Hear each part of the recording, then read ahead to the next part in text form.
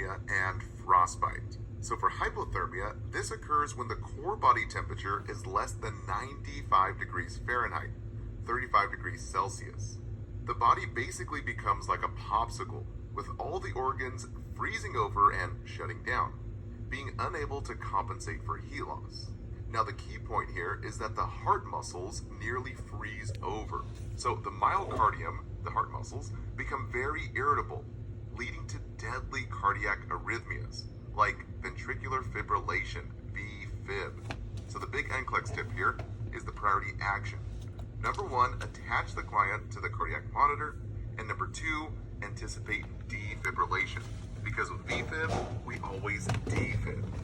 Now, always handle these patients with care, as frequent movements or even touching can push them into deadly defib.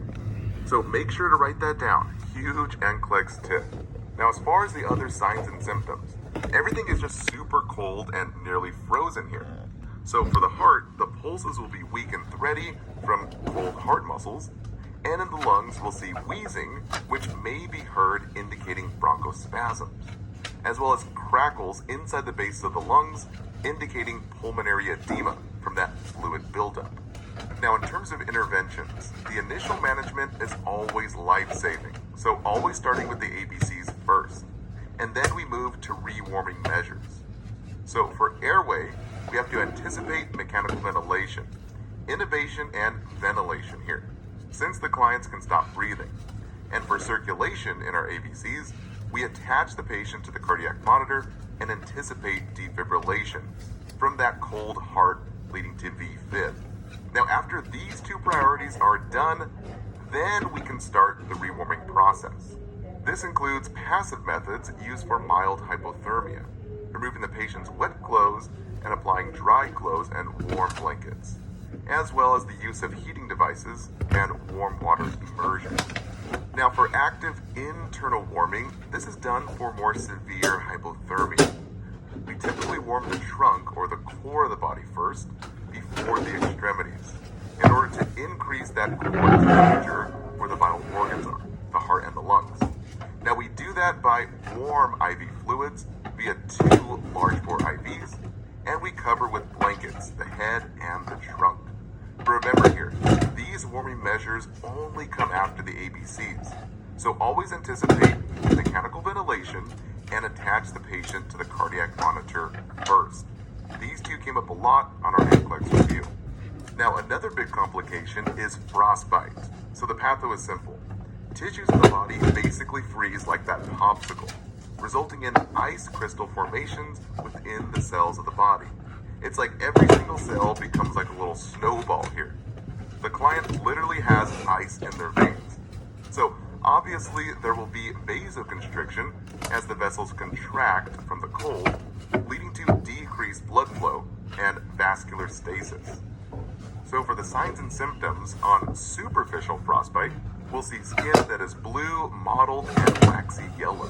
And for deep frostbite, we'll see skin that is white and hard, which leads to gangrene, or tissue death from that lack of blood flow, resulting in amputation, where we have to cut the limb off.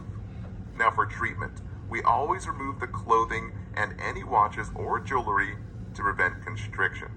And the rewarming process is priority. A bunch of NCLEX tips right here, so be sure to write these down. Number 1, we warm water soak the patient in a whirlpool, sort of like a hot tub jacuzzi. We put the affected extremity into warm water for about 30 minutes, or until the skin turns pink. Second, we elevate the extremity after rewarming. This helps to reduce the risk of edema as fluid returns to the area after thawing out. Third, we provide analgesic pain meds, as the thawing process can be extremely painful. And lastly, no pressure to the site, as this can make the tissues slough or basically fall off. So, no heavy clothing or even heavy blankets, and definitely no massaging and no rubbing. This does not increase circulation. This will actually cause major tissue damage. And the biggest NCLEX tip here is no occlusive dressings on the wounds, especially after those rewarming soaks inside the whirlpool, as we want the wounds to be open to air and then apply a loose sterile dressing to the wound.